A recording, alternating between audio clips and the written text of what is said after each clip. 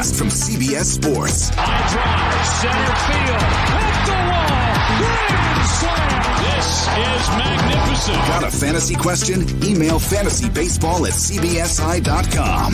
Get ready to win your league. Where fantasy becomes reality. Now here's Frank, Scott, Chris, and Adam.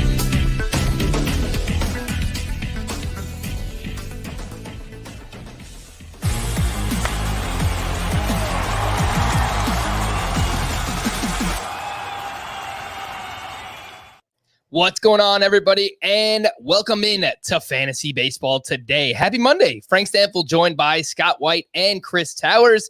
And I'm not used to this, but Scotty and I are talking beforehand. You had quite the eventful weekend, Scott. You got to tell everybody about it. Yeah, well, I actually went somewhere, and I actually did something. So that raised an eyebrow for young Frank. Yeah, a group of friends and I, we did an escape room for the first time. Ooh. An escape room. We escaped. We made it out. Oh, you did get out. Okay. We did get out with 21 minutes to spare. I don't know. Maybe. Well. Maybe. Don't we brag. set the bar a little too low. You know, We didn't Scott, do the most difficult one we could. But yeah, it was my first one, and I would be lying if I said I was the leader of the pack or anything. But I contributed. I pointed some things out. I was instrumental, maybe. Yeah, you were present at the very least. At the very least, I was there, And that's I what was that's staying what out I'm of the going way. for. Yeah, In pretty much everything. It's just yeah. you get that present passing grade. Have you ever? showed up. Have you guys ever done the escape room? I've never I done have it. not. No. It looks fun. It sounds fun. I'm not opposed to doing it, but It's I'll have pretty to make fun. it happen. It's I'll like make it happen. you know those like point and click computer games, point and click adventures where Myst? you put together like an inventory of items and then you like That was Myst the one that was big? Myst, sure. Yeah, I never got Myst. in. I never could figure it out. Too much Yeah, point. Myst, King's Quest. There's a lot of different versions. It's a whole genre. But yeah, it's kind of like living that, like, kind of actually like living it out. It's still fake, but it feels a little more real, just a little. Very nice. All right. Scotty Dubs making things happen this weekend. How about you, Chris? How's the weekend for you? It was good. I feel like I would only really be able to get into an escape room if they like maimed one person right at the beginning, just to prove their stakes. I'm not saying like horribly injured, just like someone loses a finger if you get the first one wrong. Oh my God. And then I'm not going to be able to suspend my disbelief otherwise. My weekend was fun. I went to emo night karaoke down in Bushwick. Real hipster stuff from your guy Chris Towers. Oh, we're gonna have to talk about this afterwards. I don't want to spend too much time on it, but a lot of sweaty kids screaming along songs from 15 years ago. It was great. Very nice. Very nice. All right, well, let's talk a little bit of baseball today on the show. We do have waiver ads and drops, starter sit for some pitchers who had questionable weekends. We have some trades and players on the IL and more. Let's start with the trade. We had Adam Frazier shipped on over to the San Diego Padres. Why would they do this? They split up the Babbitt Bandits. So no longer do we have Adam Frazier and Brian Reynolds on the same team. I was Never caught on, Frank. I think the answer to the question lies within the question itself. If you're going to trade someone, you probably want to make sure it's one of the guys named the Babbitt Bandits. Because that probably tells you that this is the peak of their trade value. that is definitely a fair point. Adam Frazier to the Padres in exchange for Tucupita Marcano, Jack Sawinski, and Mitchell Miliano. And Chris, I saw that you did write a reaction piece, which is currently live on CBSSports.com. And I think the biggest question for this entire trade is who loses playing time for the Padres currently? Is it Eric Hosmer, Will Myers? And do you think that Adam Frazier remains an everyday player now that he's on their team? No, I think he's probably a most days player, but I think the Padres approach is just, we're going to get as many guys who can play as many spots as possible. And we're just going to figure it out. Maybe guys will get upset that they lose playing time, but this is a super talented team. And now they've got Frazier, Cronenworth, Kim, Profar as guys who can all, really play at least in the corners, in the outfield and middle infield. So they're just a super versatile team right now. I think I would think the most likely people to lose playing time are probably Will Myers and Eric Hosmer. Yeah. We'll see if they actually do it with Hosmer, because they do have 3 years left on that contract. And that's always an awkward situation. He had already been sitting a fair amount with Cronenworth sliding over and Ha-Sung Kim getting some starts there. But it wasn't like every lefty. No. But you could make a legitimate case that he just shouldn't be playing now, given how good Adam Frazier is against righties. Right. I don't know if that's actually going to happen. They could also just not play Will Myers. They could make a trade at some point and clear up some of this logjam. But I think the most likely outcome is you're probably going to see Adam Frazier playing something less than every day, and Eric Hosmer and Will Myers playing less than every day, even more than they have been. And, I think the only real fantasy impact here is Adam Frazier goes from what I consider to be a relatively fringy starter once his, numbers normalize to, really like a bench bat or specialist kind of guy.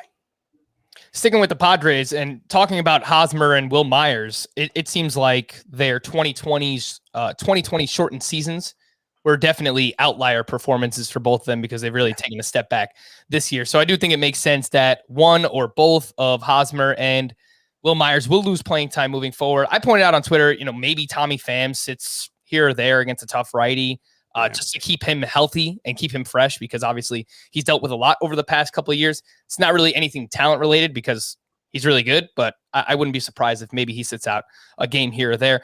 We did have a trade back on Friday. Blockbuster. Rich Hill traded to the New York Mets for Tommy Hunter and catcher Matt Dyer. Hill made his debut on Sunday against the Blue Jays, 5 innings, 3 runs, only 1 strikeout, 74% roster. That number still seems too high, right, Scott?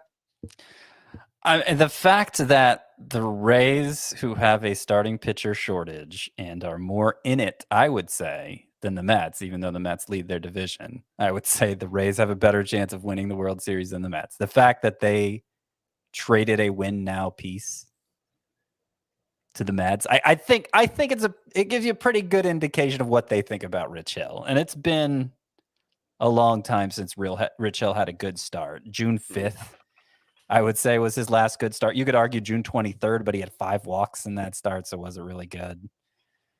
No, I think I'm surprised Rich Hill is that rostered still. And moving from the AL to the NL is always favors a pitcher. I just don't think he's shown that he can miss bats like he used to, and is going to be pitching deep enough into games consistently that he's going to be worthwhile in fantasy, really. All right. And I think you might be able to drop Rich Hill for someone I'm about to bring up here for, oh my goodness gracious. The latest trade rumor we heard on Sunday was Mark Feinsand of MLB.com reported the Mariners are making a push to acquire Whit Merrifield from the Kansas City Royals. So we'll see what happens would be there. Probably Bobby Witt time, right? That's what I'm thinking. I mean, he's been crushing it all year. Strikeout's a little high at AA, but he's been awesome at AAA so far. It was really just May he was bad, mm-hmm. and then he caught fire, and even the strikeout rate's only been like 20% since then. Yeah, so now I would think, regardless of if Merrifield gets traded, but especially if he gets traded, I think that's likely. Bobby Witt, currently 50% rostered on CBS, and we've talked about it quite a bit recently. He seems like the next big impact prospect here to be stashed. To disappoint us all. I hope not, man, because it's been rough. I feel like he's the last prospect left who could reasonably get called up, and it would be a rush to the waiver wire anywhere he's still available. I feel like he's the last of that kind. Maybe Joe Adell. Of course, Joe Adell, you could argue whether he is a prospect or not, because by official standards, he's already used up his rookie eligibility. But I'm actually more confident Witt's going to be up than Adell at this point. I would put Edward Cabrera probably just behind both of those names, but yeah, I don't think he would. I don't think he would be a must add everywhere if he got called up. But yeah, I do think he's excited enough that in deeper leagues you should consider stashing Edward Cabrera ahead of time. Fair enough. Let's talk about some standouts from the weekend. Oh my goodness gracious! All right, I'm going to kick us off here with Patrick Sandoval, who just a magnificent performance against the Minnesota Twins over the weekend. Took a no-hitter into the 9th inning, finishes 8 2/3, 1 hit, 1 run, 1 walk, 13 strikeouts, 21 swinging strikes on 108 pitches for Patrick Sandoval in this start. 13 of those swinging strikes came on the changeup. He's 46% rostered. He's going up against the Oakland A's this week, who actually struggle against left-handed pitching. Scott, would you? I think we're all right dropping Rich Hill for Patrick Sandoval, right? Oh yeah. How excited are you about adding Sandoval? Like, what should this roster rate be by tomorrow or even like midweek? What is it now? You said 46% for Sandoval. Is there any reason it shouldn't just be 100? Oh yeah, I mean that's what I was gonna say. Double it. I mean, it's kind of a flippant answer, I guess, because I'm sure there are better pitchers that are rostered in less than that, than less than 92%. But I mean, he's got 4 starts with at least 9 strikeouts in his last 8 since that big 10 strikeout game against the Mariners on June 6th. And he had been actually decent before that, but yeah. He's got a 3.40 ERA with 64 strikeouts and 50 innings over his last 8 starts. He's gone at least 6 in 5 of the 8. No, he's somebody I want on my teams wherever he's available. At this point, I want him more than like Tarek Skubal, who had a bad start on Sunday.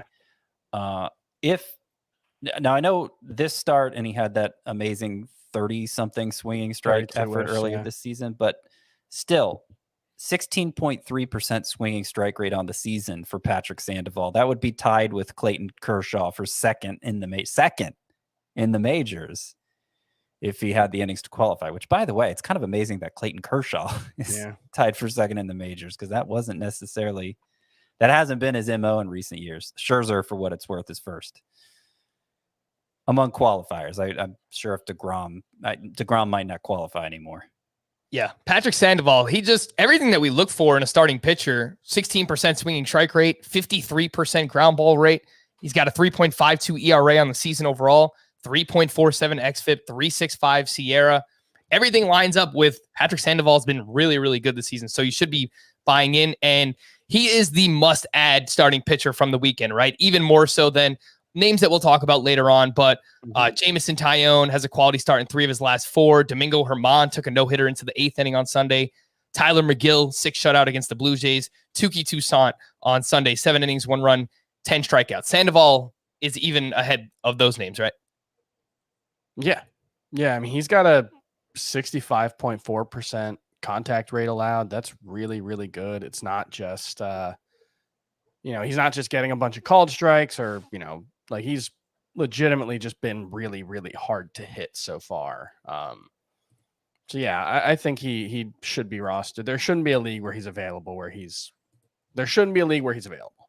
that's just it.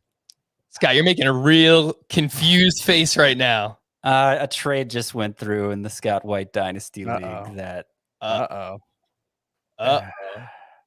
the best. So I'm 3-time defending champion, right? Trying to go for number 4 here, but it's looking dicey because there's another team that's really star-studded, and that team just acquired Max Scherzer for very little. Not a great. I'm sure I could have done better had I known Max Scherzer was available. That's always a bad feeling, right? When you see a trade go through that you could have beaten if you just knew to go for it, Yeah, that's not a great trade. Especially when it's your primary competition. I mean, I have a real shaky team. I think I might have been able to beat that one. So what he got, since we're talking about, he got in exchange for Max Scherzer, who's unkeepable at his salary in all likelihood. But Tyler O'Neill, Braden Shoemake, who's a shortstop in the Braves organization, not very good numbers this year, and Nestor Cortez, a reliever for the Yankees, who is not a closer. a really good numbers. Maybe he'll become a closer someday, but will he be kept long enough to be worth anything? It's okay, Scott. You're tilting. You just got to move on. I mean, maybe he'll get a rotation spot because he's been like a long reliever, right? Nestor Cortez. What do you think of Nestor Cortez long term, Frank? I'm not very excited about Nestor Cortez. I mean, he's kind of just been like a journeyman type swingman pitcher at this point in his career. And maybe he makes some spot starts. I don't know. He's someone that can give you a couple of innings out of the bullpen in relief. But no, I'm in a dynasty league. I'm not very excited about Nestor. We're all disgusted. We're disgusted by this trade. Sorry, Dean Scott. Peterson. Calling you out by name. Dean Peterson. Patrick Sandoval. He's a must add. Scott. Yeah. Oh my goodness gracious, from the weekend. Who you got? Who do I have for oh my goodness gracious? Well, since we didn't talk about it before the show, I'm having to think of it all of a sudden here. And I'm going to go with Braxton Garrett because that start did make me say, oh my goodness gracious. And Someone didn't look at the notes. That's fine. I've got someone else. It's okay, fine. no, that's fine. Talk about fine, Braxton Scott. Garrett. I'll look for somebody else. You talk Scott, about. I want you to talk about Braxton Garrett. No, You're you so do it. excited about it. I'm not. Go ahead. It's funny that of all the players we could choose from over the weekend, Scott chose the one name that Chris actually wrote down. So I do appreciate I'll that. find somebody else. Go Chris, ahead. so Braxton Garrett had a really solid start against the Padres. Number that jumps out is 44% Cobb plus swinging strike rate. That was, I believe, the 14th highest in baseball this season. Didn't actually get a ton of whiffs, only 9 on 85 pitches. That's about 12%. But, had the command going really well in this one. Actually, if you look on his player page on CBS Sports, he has the M next to him. He got sent back down to the minors. That was with Sandy Alcantara coming back from the bereavement list. I would guess, given that the Marlins are down several pitchers, that we won't have to wait long to see Braxton Garrett. He is a former first-round pick, 7th overall, who's dealt with injuries. You look at the minor league track record, what he's done in the majors so far, it doesn't look special. But given the track record of injuries, given the fact that he only pitched 15 innings before having Tommy John surgery, it could be that he's just kind of developing late. And so given the performance that he had against a very good Padres team, worth putting on your radar. Yeah, that performance, 7 innings, 2 runs, 10 strikeouts, just 1 walk in this one. And I didn't watch the game live, but I caught highlights of the start here. And the umpire was definitely very generous in some of those called strikes. Yeah, I'm pretty suspicious of it. I mean, he doesn't throw very hard. He used to throw pretty hard, like for a lefty. He used to throw low to mid 90s, and now he's pretty much 90-ish. Maxed out at 91, yeah. Yeah, and pretty good ground ball skills, but 10 strikeouts is really what stood out. And I don't think he's going to be that kind of pitcher. Could be wrong. Marlins have made a lot out of Zach Thompson, who looked like he had even less to work with. So we'll see. 5% rostered is Braxton Garrett. Is there anywhere where we should be holding on to him and only maybe like 15-team roto leagues? I have him in the Scott White Dynasty League. I would have traded him along with some other things for Max Scherzer, for what it's worth. Oh man, Scottish. I traded him to you like 2 years ago or something. You did, yeah. I know exactly that. I traded you Zach Greinke for an up and coming Gleyber Torres and Braxton Garrett. What a dummy. Yeah. Does he need to be rostered anywhere? I mean, I guess outside of 24. I think any NL only league, I think he probably should be rostered. I actually had picked him up for a 12-team league just because I needed someone and there was nobody really interesting on the waiver wire. So I picked him up, got a good start out of him. I did drop him. I think for you getting that start out of him. Wow. It was a great stream. All right. Chris talked about his team's pitcher who had a 7-inning, 10 strikeout effort. I will talk about mine who had a 7-inning, 10 strikeout effort. And I think this one is going to be of greater interest to mixed leaguers. And his name is Tuki Toussaint. Tuki Toussaint. Yes, he did it again. Remember his last start was a quality effort. I forget who it was against. This one was against the Phillies. His last one was a quality effort, but we said, he's done this before. He's had this kind of fake out start before. And you look at his overall numbers, though, obviously he never could sustain it. Well, now he's done it twice in a row after 2 great AAA starts before getting called up. The overall AAA number's not good. He's rehabbing from injury, and the last 2 ones were really good. This one, he really showed off the bat missing ability. Remember, we talked after his last start that his velocity was down from where we had seen it before. It was back up in this one. He got 16 swinging strikes, 8 on that giftastic curveball that he's always had. And he, his delivery is noticeably different this year. It's much simpler. He says he's more direct to the plate now. That's usually a good thing for locating pitches with more consistency. And he may finally be putting it all together. I mean, he has an impressive arsenal. It's just didn't seem like he knew what to do with it. Maybe he does now. I think after 2 consecutive really strong starts here to begin his 2021 season in the majors, time to pick him up. Tuki Toussaint, currently 38% rostered and is going up against the Milwaukee Brewers later this week. They're 19th in weighted on base average versus right-handed pitching on the season, though they have been much better over the last month or so. The biggest thing for me... Or Frank? Whoa, what's going on? Your voice broke. Oh, yeah. Feeling okay? I went to a boxing match on Friday, which is like completely random, but my buddy is in the NYPD and they were doing like a charity boxing event. So yeah, I was wondering if it was like an underground, like Fight Club kind of scene. Yeah, honestly, that's basically what it was. He broke the first rule if it was. Yeah, that's true. It was inside of an amphitheater in Coney Island. Like, I don't know. It was super weird, but there was a lot of screaming and I think my voice hasn't really recovered. So that's where I'm at right now. Anyway, Tuki Toussaint, I think the biggest thing for me in this start, 10 strikeouts to 0 walks. He only has 2 walks now through his first 2 starts. Obviously, those 2 came in his first start against the Padres. 38% rostered. Chris, who would you rather add, Patrick Sandoval or Tuki Toussaint? Oh, Patrick Sandoval, definitely. I mean, we've seen Tuki Toussaint pitch. God, he might have more innings in his career than Patrick Sandoval at this point. And for the most part, he's been pretty underwhelming. These 2 starts have been very impressive, but, there are some things that stand out.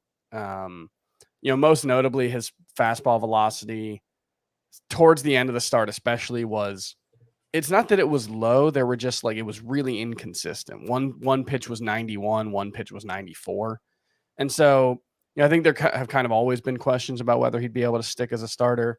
I think that still exists. Whereas, I like what Sandoval's done a lot better. All right. Before we hit the news and notes, the NBA playoffs have wrapped up, and that means it's the NBA draft season. CBS Sports HQ is your home for Thursday night's event. We'll have pick-by-pick coverage, including grades and expert analysis for both rounds. How to stream HQ, you can watch on the CBS Sports app on your phone. It even pops out so you can have it play while you're scrolling through Twitter.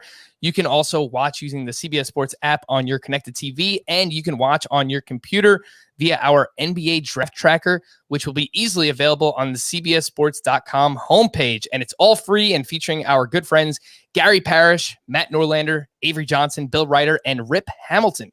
So don't forget, NBA Draft coverage tips off at 7:30 p.m. Eastern Time on CBS Sports HQ this Thursday. And also just one more reminder that we'll be doing a live Q&A mailbag stream on our YouTube channel Monday from 7 to 8 p.m. Eastern Time. Come hang out, bring your questions. We'll talk some trades, whatever's going on in the 7 o'clock games at the time. We'll have some fun. I'll do something special with my hair since I believe this is the last live Q&A that we'll be doing for quite some time because I'm on vacation the following week. And then obviously things are kind of ramping up with football and stuff. So taking on some more responsibilities. So come hang out on Monday. This will be our final live stream Q&A for quite some time. News and notes from the weekend. Angels manager Joe Madden said that Mike Trout has been, quote, feeling something in his trained right calf while running recently and will return to Los Angeles on Monday to be evaluated by a doctor, including this season. I did a little bit of math. Mike Trout has now missed 26% of his games since the start of 2017. So, look, not all the injuries. Actually, I believe none of the injuries are related. But at some point, I mean, I guess he's injury prone, right? So I don't know what it does for his draft value for next year, but I think I look forward to drafting an injury discounted Mike Trout for next year. I'm just saying he misses time every year, Chris. So It's been true. There's no denying that. He's going to be 30 years old going into next season as well. So I don't know. I don't know either. I mean, obviously we have even less of an idea when he's coming back now. And so, you know, if he finishes the season strong, probably still a first rounder, right? I mean, regardless, I can't imagine I'd pass him up in round 2. Will you pass up Mike Trout in round 2? Well, that's the thing is he was having his best season as a hitter. He was having his best season before he went down. Obviously, it was only 36 games. He was outrageously good. You know, obviously 456 BABIP. Okay, that's not going to be sustainable, but it's also Mike Trout. So it's not like you looked at it and thought, oof, things are going to get real ugly for Mike Trout soon. He had a 422 expected WOBA too. So I don't know if Mike Trout makes it to the second round, just consider yourself really lucky next season because you may have gotten the best hitter in baseball for a second round pick. Oh no, I was going to say I think he's probably still a late first round pick. I don't know that he's going to fall out of the first round, but there's some stuff in the batted ball data. I mean, 42% ground ball rate is by far a career high. I don't know. I mean, we'll have a lot of time. You can find nothing numerically that's going to concern me about Mike Trout. Nothing you could say. Nothing you can say, Frank. Don't even try. 28% strikeout rate, career high. Just saying. Jacob deGrom threw off a mound on Sunday. He still does not have an official timetable, but he's been throwing, and it does sound like he's going to make a rehab start, from what I saw. All right. So we're trending in the right direction for Jacob deGrom. Eloy Jimenez will join the White Sox on Monday and is in line for 7 games this week, though. I wouldn't be surprised. Don't just breeze through that, Frank. That's big. That's big news. Eloy Jimenez? Yeah. I was just about to ask you if we throw him right back in the lineup. Of course. Well, maybe not. Maybe not in a 3 outfielder league, but he's had a long rehab assignment. He's been down there for like 2 weeks. So 12 games total. Yeah. I doubt he's that rusty. Probably even in 3 outfielder leagues. Get him in there. You've been stashing him all this time, or maybe you haven't. Maybe you were like me and were able to pick him up in some league because people were worried he'd miss the whole season at some point. This is best case scenario in terms of timing, that coming back, and the fact that he's already withstood 2 weeks in the minors without suffering a setback. Feeling real good about old Eloy these days. He's pretty young. I'm throwing him at 30 in my outfield rankings for now, but if he looks good, there's no reason he can't go higher. Of course. Yeah, I think he's inside my top 40 right now. But yeah, I mean, now that he's healthy, I got to move him up even further. Again, that is Eloy Jimenez returning on Monday. We do have some rehab updates. Carlos Carrasco at AAA on Sunday, 3 innings pitched, 2 hits, 0 walks, 3 shutout innings, by the way, 2 hits, 0 walks, 6 strikeouts. He threw 32 of 38 pitches for strikes. And then Chris Sale at AA, 3 2/3, 6 hits, 2 runs, 0 walks, 9 strikeouts. Chris Sale got all the way up to 64 pitches. So Chris Sale is going to, it seems like Chris Sale is Chris Sale. It seems like he's okay. Like, obviously that doesn't mean he's going to be able to throw 100 pitches in his first start. It doesn't mean he's going to be able to stay healthy, but the numbers he's putting up in his minor league rehab assignment are exactly what you would expect Chris Sale to do against minor league players. He's got, I don't know if this is including the most recent one, but he has 20 strikeouts on 43 batters faced so far. That's like a 46% strikeout rate. Those poor hitters. Yeah, it sounds like he has just one more rehab start left, by the way. And I would guess Carrasco is done after he bounced back from that awful rehab start last time. I suspect Carrasco's next turn will be in the majors. Yeah, I was going to say the same thing about Carrasco. 38 pitches. I think the first couple of times through the rotation, maybe it's only 4 or 5 innings, something like that. But Carrasco could be on his way to the New York Mets. Max Scherzer was scratched from his start this weekend with right triceps discomfort. Scherzer threw off flat ground Sunday and is expected to throw a bullpen session early this week before the Nationals determine whether he's fit to make his next start Thursday against the Phillies. And maybe that's why he went for a discount. AKA, he could be traded at some point this week, and maybe the Nationals just want to keep him healthy. He's already been traded, Frank.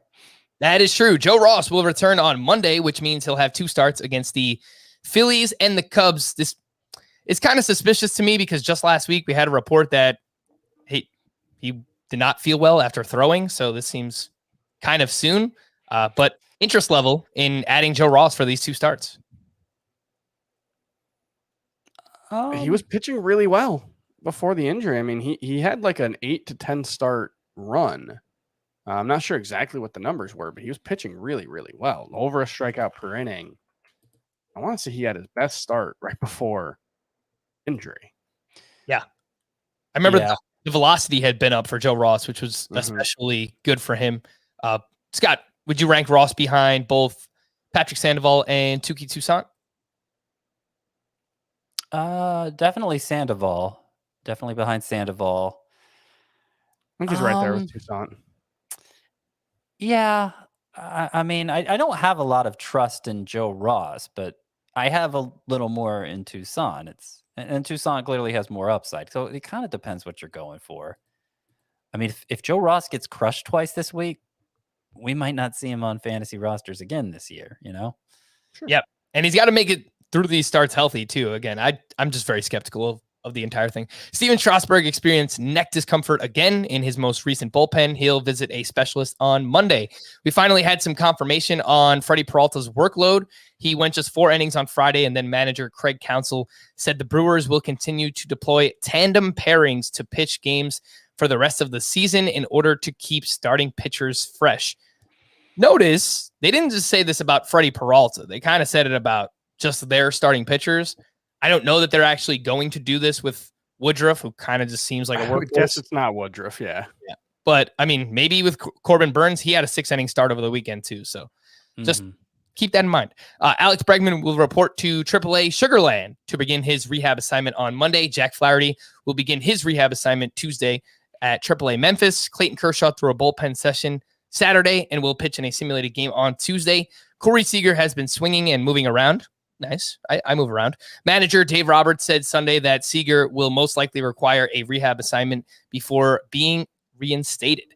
Alek Manoah will not return on Monday, which was previously reported. Instead, he will throw a 60 to 75 pitch simulated game. Luis Severino tossed 2 simulated innings and totaled 38 pitches at Fenway Park on Saturday. Luke Voigt is doing significantly better with his knee injury and could return the first week of August. Lucas Sims' first rehab outing is coming Tuesday this week. Do you guys think that Sims hops right back into the closer role? It's been a mess all season. Heath Henry's been okay, I guess, recently. He's been pretty good, actually. Yeah, I mean, his overall numbers aren't great, but neither are Lucas Sims. So it's that bullpen has been anybody's guess basically since Amir Garrett lost the job in week 1. Yeah. And I don't think that changes. I think I wouldn't be so quick to drop Hembry if I picked him up. The Padres are targeting an early August return for Dinelson Lamet, and he's most likely to work out of the bullpen as a multi-inning reliever upon being activated. Nick Solak was demoted to AAA after batting just 192 this season. Michael Fulmer could return to the Tigers on Monday. And that's another one where I'm not so sure that he just jumps right back into the closer role. Gregory Soto has pitched very well for them recently. These players went to the IL this weekend. Mookie Betts finally with that right hip inflammation. He did get a cortisone shot over the weekend, but I guess he did not respond well to it. So he's eligible to return until August 3rd. So get Mookie Betts out of your lineup. Same thing with Nick Castellanos, obviously with that microfracture in his right wrist. Trevor Rogers, this kind of came out of nowhere. Maybe it's actually an injury, lower back muscle spasms. It could be a way to limit his innings pitch. So Trevor Rogers sucks. Obviously, he was a top 25. I think he's good, Frank. Trevor Rogers is awesome. You excluded some words in that sentence you said. You said Trevor Rogers sucks. Trevor Rogers does not suck. So, oh man, I'm banged up, guys. Josh Rojas dislocated his left pinky. He's on the IL. Luis Ariz with right knee discomfort, and Colin McHugh with arm fatigue. We do have some players that are currently questionable for the start of the week. So how do you feel about starting any of these? Aaron Judge joined the Yankees on Sunday, and reports indicated he could join the team against Tampa Bay on Tuesday. Get him in the lineup? Yeah, I would say so. I think so. How about Cody Bellinger, who was out Sunday with a hamstring? He's also just been very bad. Yeah, I think it's fine to sit him. I have no idea, man. Yeah, I just want to sit him regardless. Yeah. Regardless of health, Yeah, I don't blame you. Javier Baez suffered a lower body injury in the 8th inning Sunday, but remained in the game. Sounds like he'll be all right. If it was something to be worried about, given the fact that they may trade everyone, I feel like they probably would have pulled him. Yeah. Franmil Reyes was out Sunday with back spasms. What do you think? I'd start him. It'd have to be a shallow league to sit him, yeah. And the last one, Alex Cobb left Friday with a blister, though he was pitching pretty well. He's up against the Oakland A's this week. What do you think? Yeah, I don't think you can take that chance. I had him in my sleeper pitchers article for this week, but I took him out. I mean, too likely he just misses the start or gets removed very early. Yep. Blisters are scary. We are going to take a quick break, but when we return, we're going to talk about some hitters. It's about time. We'll do it next here on Fantasy Baseball Today. All right, so let's rank some waiver wire hitters, and we talk about Joey Votto, which seems like every day. He had another very solid weekend, 5 hits with 2 home runs. He is 68% rostered, but Andrew Vaughn is also playing very well. He has 8 hits over his last 4 games, including 1 home run. He's 69% rostered. Dominic Smith is another similar player to these two, where Smith and Vaughn both have first base and outfield eligibility. Obviously, Votto only has first base eligibility, but Dom Smith has been hot for the month of July. So, Chris, how would you rank these 3? Votto, Dom Smith, Andrew Vaughn. I think I would go Votto, Vaughn, Smith. Boo. That's what I'd do. I'm right there with you, Chris. Oh, Vaughn, even Vaughn over Dom Smith? Yep. Yeah, Vaughn since June 15th, not including today's game, 318 batting average, 926 OPS. And the strikeout rate is like 20% during that time. 318, 926 OPS for. There have been, there have been like up and down in the batted ball numbers have been, they'll alternate between like looking really good and not being as impressive as you would think. But for the most part, he's hit the ball really hard this season. That's been one thing that's been consistent for him. And so now we're starting to see the contact skills that we talked about a lot coming into the season. I also want to say for Votto, like his roster rate has been stuck at 2/3 for too long. Yeah. Like it's ridiculous. Since coming back from a fractured thumb, June 8th, again, not counting Sunday stats, his slash line is 296, 398, 521. He hit his 9th home run during what's less than a 2-month span since returning from that fractured thumb. He hit his 9th home run Sunday. Like, I mean, he's not just must roster, he's must start, Joey Votto. And the thing about it was, even when he wasn't hitting all that well early in the season, the underlying numbers were all really, really impressive. And we saw this, second half last season, the last month or so, where he started trading contact for power. And, he's striking out 24% of the time. His pace since coming back from the IL is like 170 strikeouts.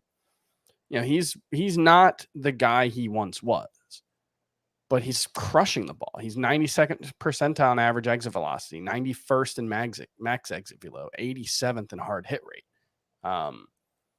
He's just been awesome this season. Yeah, and someone else who's been awesome this season, and I brought his name up last week. Let's talk about him again. Harrison Bader, 6 hits, including 2 homers this weekend, and he is only 20% rostered in CBS leagues right now. The overall numbers, he's up to 289 batting average with an 866 OPS. Plate discipline is much better than we've ever seen from him in his career. 16% strikeout rate currently represents a career best. So where do you guys think Harrison Bader should be added? What level of leagues? 5 outfielder. I added him in Memorial Magazine League this weekend. It's a 12-team 5 outfielder. Granted, my team is embarrassingly bad in it. I could probably use whatever outfielder emerges, but no, I mean, really, the fact his strikeout rate is half of what it was last year, and there's power and there's speed for Harrison Bader. He's obviously missed a lot of this year because he's hurt, but if he hadn't, I mean, we might be talking about him as like a top 30 outfielder right now. How would you rank? Go ahead. I don't necessarily buy the power that he's hitting for so far, but he's always been someone who could go 2020. So it's not out of the question that he can play at that pace rest of season with a much better batting average than we've seen. Yeah, we've seen twice in Harrison Bader's career where he had double-digit home runs and steals in the same season. So he's on a pace to do that again this year. So how would you rank these outfielders? They're all rostered in less than 50% of CBS leagues. Jock Peterson had 4 hits this weekend, including a home run on Saturday. He has 8 games this upcoming week, and Jorge Soler had a double dong on Sunday. He's only batting .212 in the month of July, but he is doing that with 5 home runs. So Bader, Jock Peterson, Jorge Soler, how would you rank those 3? You just did. Sweet.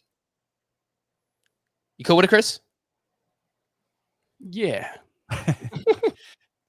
Let's talk about Miguel Rojas, who over his last 15 games, he's batting .352 with 1 homer and 3 steals. He's not terribly exciting, but he gives you stuff. He gives you batting average. He gives you some speed. 46% rostered is Miguel Rojas. He only plays 5 games this week. Your interest level in Rojas?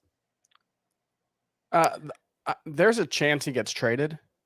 And if that happens, he's almost certainly not playing every day. But he talked pretty openly about the possibility of the Marlins trading him. Wow, a couple weeks ago. I thought he was the Marlins mascot.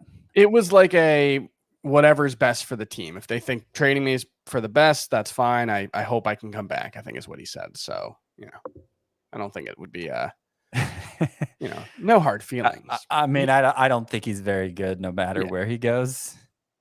You just you're hoping he can be a cheap source of batting average is really the thing. Yeah. And he's got a 240 XBA right now, so not super great. All right, let's talk about a few catchers. Max Stassi went 3 for 4 with a triple and hit his 8th home run of the season on Sunday. He's 48% rostered. How would you rank these 3 catchers?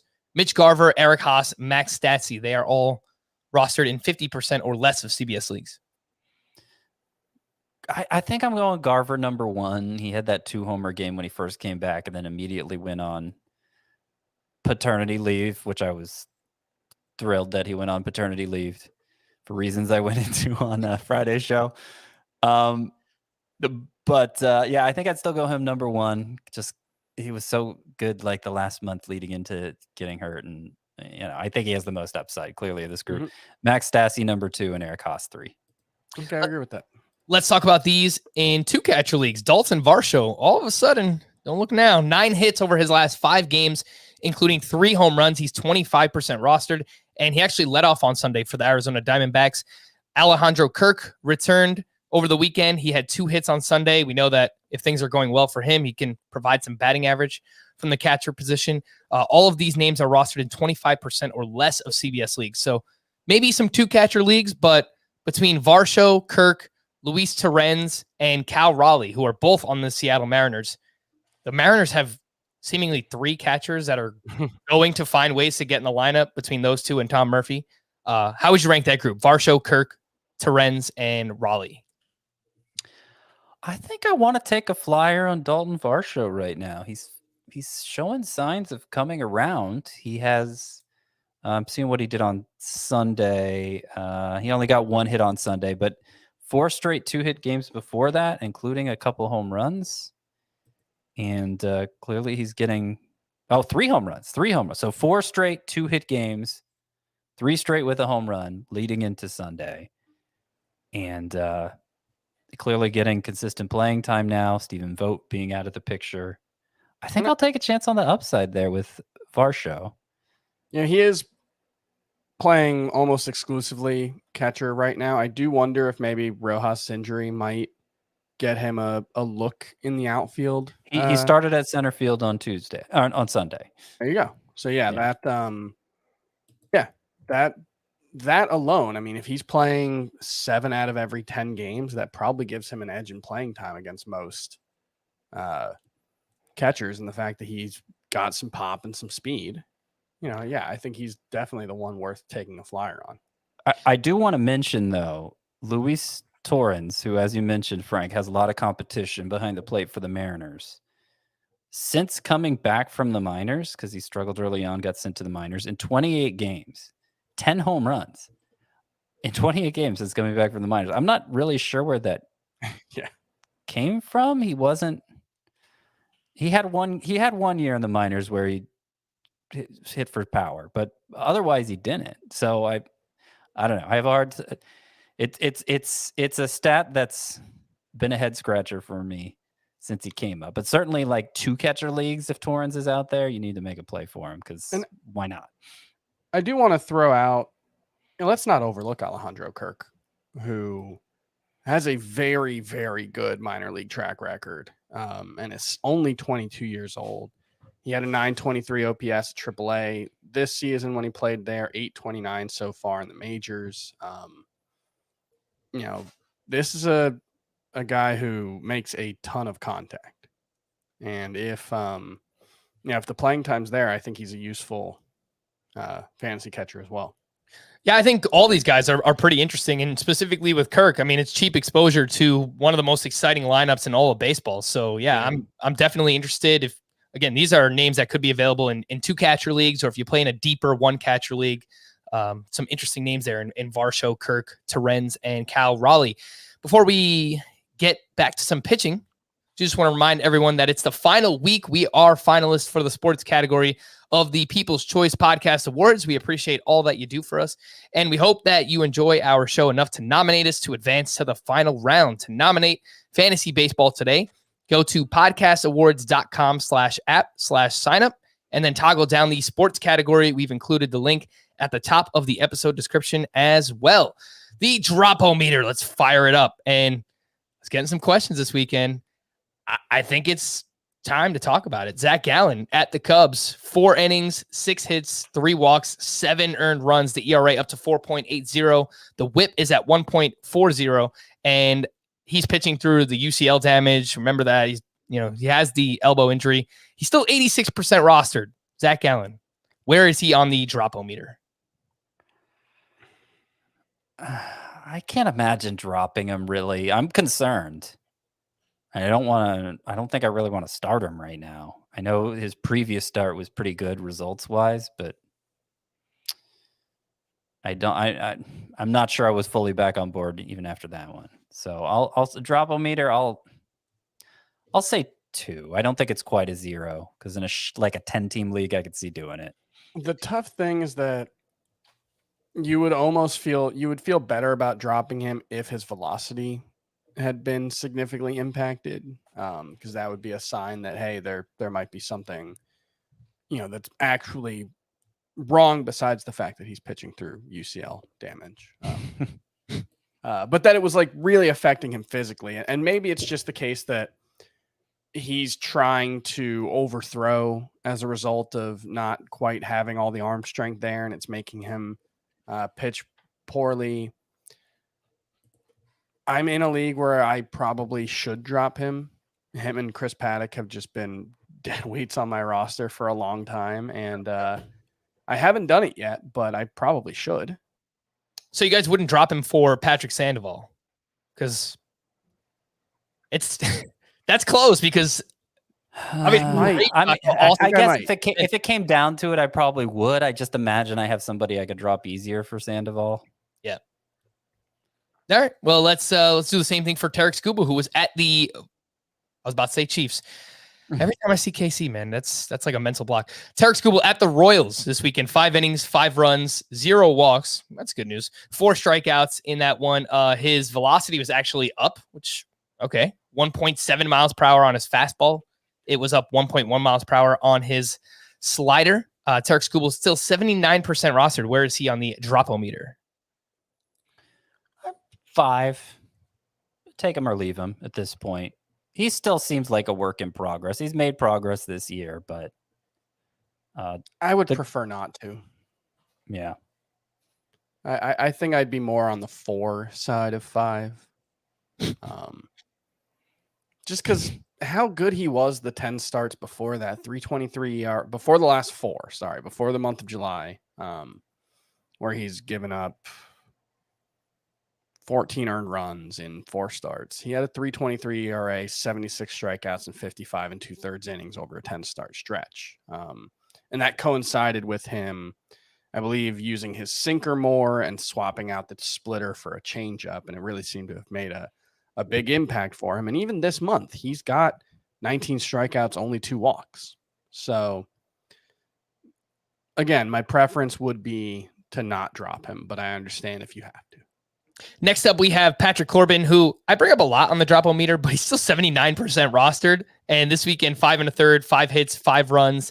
His velocity was way up. Slider was up 3 miles per hour. His fastball was up nearly 2 miles per hour for Patrick Corbin. Where is he on the drop-o-meter? I don't give out 10s much, but it's a 10. I don't really. I was going to say on the 10 side of 9. All right, so Corbin, get him off your team. Last one here, Zach Thompson up against the Padres, 5 innings, 3 runs, only 3 strikeouts. The velocity was down. Cutter was down almost 2 miles per hour. Fastball down 1.8 miles per hour. He's still 58% rostered. Going up against the Yankees this week is Zach Thompson, but there's a lot of exciting pitchers emerging right now. So would you be all right dropping someone like Thompson, Scott, who I know you like, for maybe Sandoval or Tuki Toussaint? I would drop him for Sandoval for sure. For Tuki Toussaint, I mean, I'd be fine with it. Thompson has RP eligibility, so in points leagues, I think I would definitely prefer him.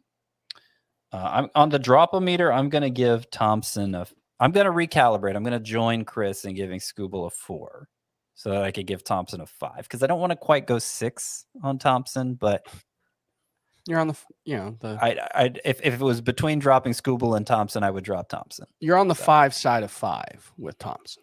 Yeah, okay. That's exactly what I was thinking, Chris. You read my mind. Waiver wire starting pitchers part 1. We've talked a ton about Patrick Sandoval already, but Jameson Taillon was at the Red Sox this weekend. 7 innings, 3 runs. Only one of those was earned.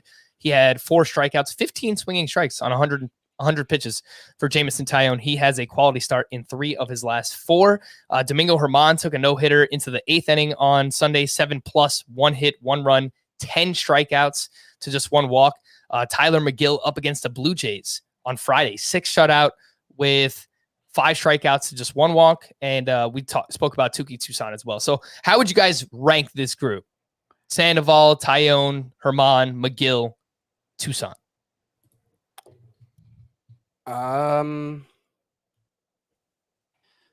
Sandoval, I guess Taillon, but I'm pretty unenthusiastic about both Taillon and, to an even more strong degree, Domingo Germán. But I do like them better than the other 2. So,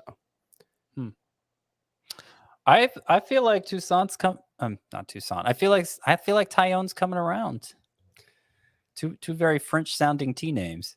I mean, he had the 9 strikeout game against the Mariners, 9 strikeouts in 7 innings. But before that, obviously, he had been thoroughly mediocre for a long time. And in the 3 starts since then, 11 strikeouts in 18 1/3 innings, 7 walks. I don't know. Maybe. I guess it's entirely possible that the underlying numbers, are better than the face value numbers. But I don't see it.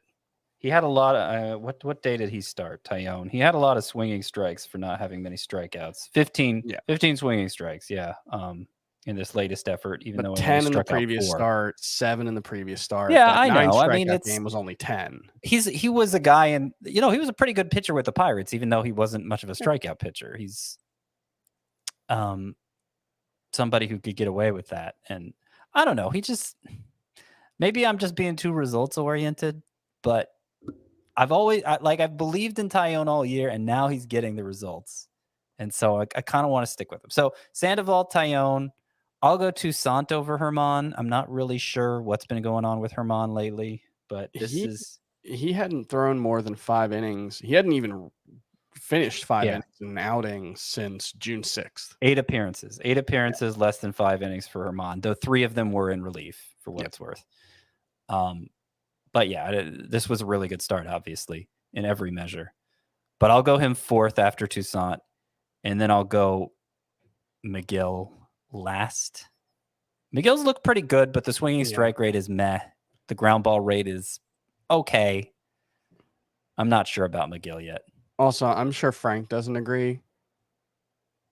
Losing a start where your starting pitcher has a no-hitter into the 8th and you have a 4-run lead that's hilarious. I don't want to talk about it. I mean, I opened Friday's podcast with like a tirade because, I mean, just what happened Thursday and then Sunday. I don't know. Someone tweeted at us on Sunday and they were like, check in on Frank. And I sent out the GIF, like, I am dead inside, Michael Scott. And it's just, that's exactly where I am at this point. But who cares about that? Anyway, for Taillon and Domingo Germán, they are both at the Miami Marlins this week. So great matchups there for both those guys. We have like 5 to 10 minutes left, and there's a lot of stuff to talk about. So let's really make it brief here. Waiver wire pitchers, part 2. Who do you like most from this group? David Price, Ryan Yarbrough, Tristan McKenzie gave us a quality start over the weekend. Merrill Kelly, his last 7 starts, he's got a 2.62 ERA. Josiah Gray up against the Rockies. Only went 4 innings, 6 strikeouts, 19 swinging strikes for Josiah Gray. So Price, Yarbrough, McKenzie, Merrill Kelly, Gray.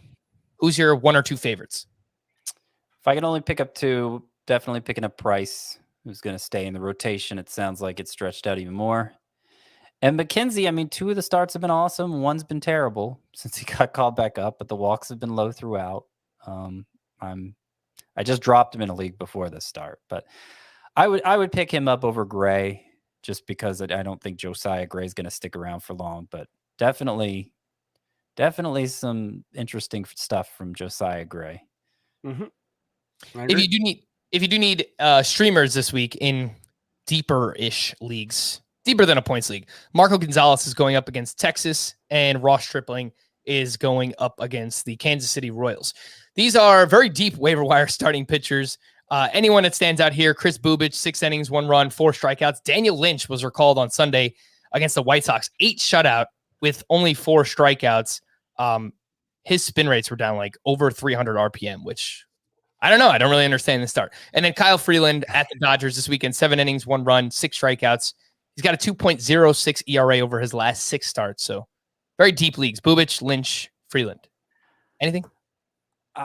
I might go with Lynch just because he has the best pedigree and just hoping he figured something out, but I don't really think he did. I mean, he AAA numbers are awful, really mediocre. Awful. And they didn't get much better leading up to this promotion. So, yeah, I got my doubts about this start from Daniel Lynch. I also just want to go back to Marco Gonzalez for just 1 second. I'm not saying you shouldn't stream him this week, but it's just something I've noticed. He has like the worst xERA I've ever seen for a pitcher in the StatCast era for a starting pitcher. He's at 7.86 xERA. Howie. That is, he has a 3.03 expected batting average and a 6.02 expected slugging percentage allowed. That seems mathematically impossible. It's to have an xERA that high. Yeah. It's weird. What will that say about the Texas Rangers when he delivers 6 innings of shutout ball against them? That's very bad. Definitely worth noting there. Deeper waiver wire starting pitchers, part 2. I don't know if there's anything here. Will Crowe, 5 1/3, 9 strikeouts. Matt Harvey, 6 shutout. The Dark Knight, back-to-back starts with 6 shutout innings. And then Trevor Williams on Sunday, 6 1/3 shutout with 6 strikeouts against the Diamondbacks. Any interest? Deeper leagues? There's nothing here, though. The way you said Will Crowe made it. Pirates fans will crow about this performance. But it sounded like the end of a sentence, like Will Crowe. I don't know. It made sense in my head. Let's keep going. All right. Starter sit this week, and I have a bunch of names here, but they are all kind of questionable right now. Zach Plesac at the Chicago White Sox. Let's assume a 12-team league. What if he's just not good? Definitely possible. His peripherals are awful across the board. And the White Sox are very good against righties, and they're getting Eloy Jimenez back. I think you sit him. I'm with it. Tyler, I might drop him for Toussaint if it came to it. Oh, well, I guess that means you would definitely do it for Patrick Sandoval if he's available. Of course. Yeah, Tyler Mahle, this week, he is at the Cubs. He has 3+ walks in 4 straight starts. I mean, the Cubs could have like one major league player in their lineup by that point. I would probably start him. All right. Joe Musgrove is going up against the Rockies in San Diego this week. His last 4 starts before a quality start that he had this weekend, he had a 7.36 ERA. Yeah, I'd start him. Yeah. Hyunjin Ryu, starter sit at Boston. He gave up 10 hits and 3 runs to the New York Mets this weekend. I'm fine sitting him. Yeah, but I'm fine starting him too. I'd lean towards starting. I know the strikeouts haven't been there lately, but he's still been. You're on the start side of sit. Yeah. Tywin Walker gave up 6 runs against the Blue Jays. Obviously, it's a really tough matchup. 11 earned runs over his last 2 starts. Starter sit versus the Braves this week. I'm on the sit side of start. I've been I didn't want to poo-poo it when it was happening, but I've just been kind of waiting for things to go wrong for Tywin Walker. He's been pitching over his head all season long. I'd probably sit him. I feel like him and Joe Ross, it was like, I don't really buy this, but it's getting hard. It's getting hard to talk him down. Yeah. It's regressing here for Walker. Some regression also for Kevin Gausman over his last 5 starts. He has a 4.97 ERA and a 1.50 whip, 6 walks per 9 during that stretch. He's going up against the Houston Astros this week that are 3rd in weighted on base average versus right-handed pitching. Start or sit? Start. I'd still start him, yeah. All right. John Means, starter sit at the Tigers this week. He has allowed 9 earned runs over 11 2/3 since he came off the IL. I'd start him. Against the Tigers, yeah, I think so. I'm pretty concerned about John Means at this point, but you keep feeding him these great matchups.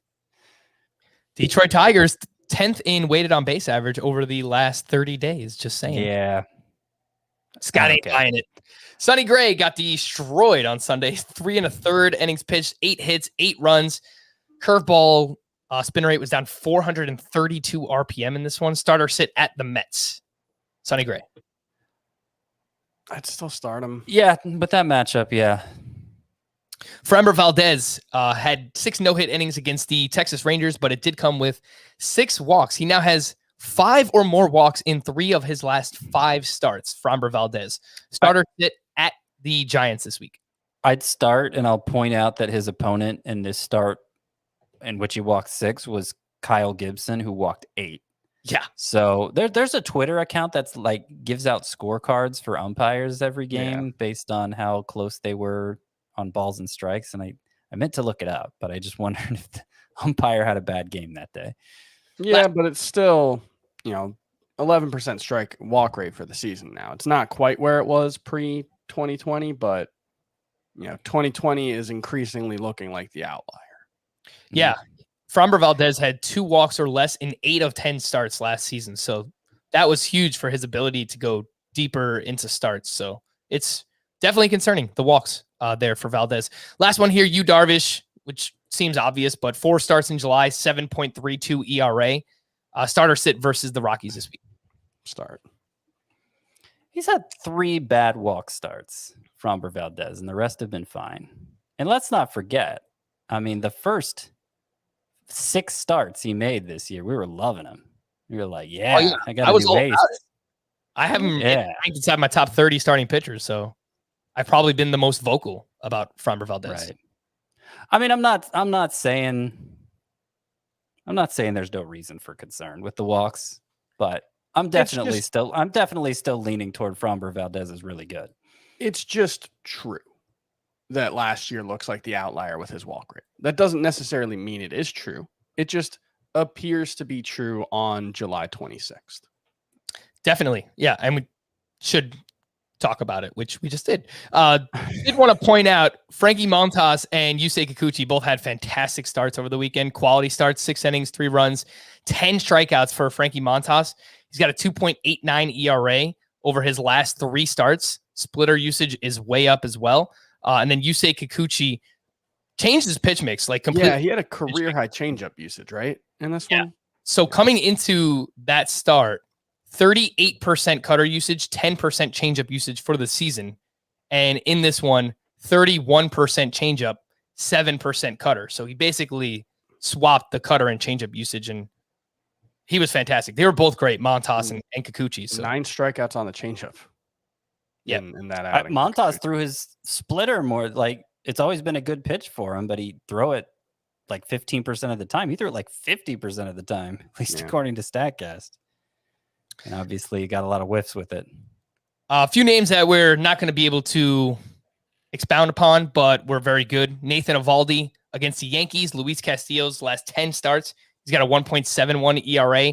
Aaron Nola finally gave us a start that we needed to see. 8 2/3 shutout with 9 strikeouts. He credited this performance to working on his fastball in bullpen sessions recently and basically the command of that pitch. So kind of helped everything else play up in this one against the Braves. And then Tony Gonsolin, who didn't really have a studly performance, but definitely was a good start and something we needed to see. 5 1/3 shutout with 7 strikeouts against the Colorado Rockies. The call to the pen, some bullpen updates from this weekend. For the Royals on Friday, Scott Barlow was using the 8th. Greg Holland got his 7th save of the season.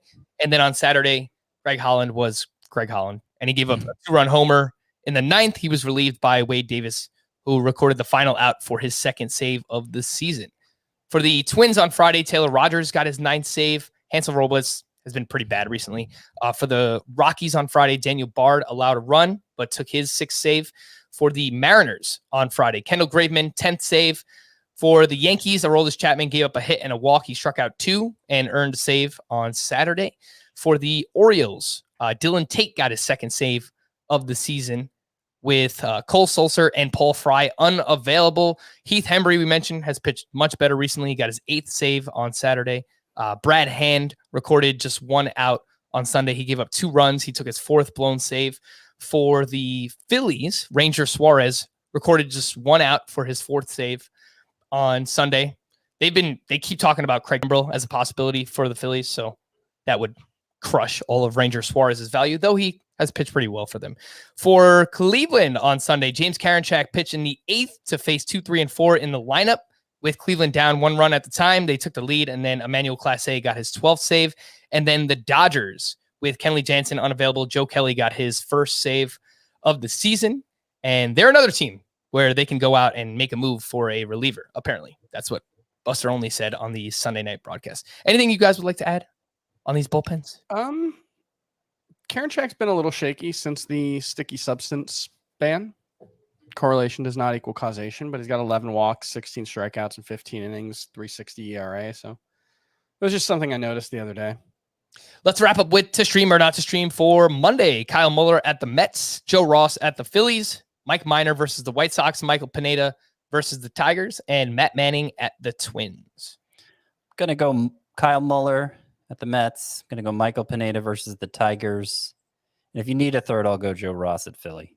Y'all go Ross, Muller, Ross, and then Pineda. All right. For Tuesday, we have Spencer Watkins versus the Marlins, Tyler Anderson versus the Brewers, Brett Anderson at the Pirates, the battle of Mr. Andersons, Austin Gomber at the Angels, Jordan Montgomery at the Rays, and Shane McClanahan versus the Yankees. I think I'll go McClanahan 1.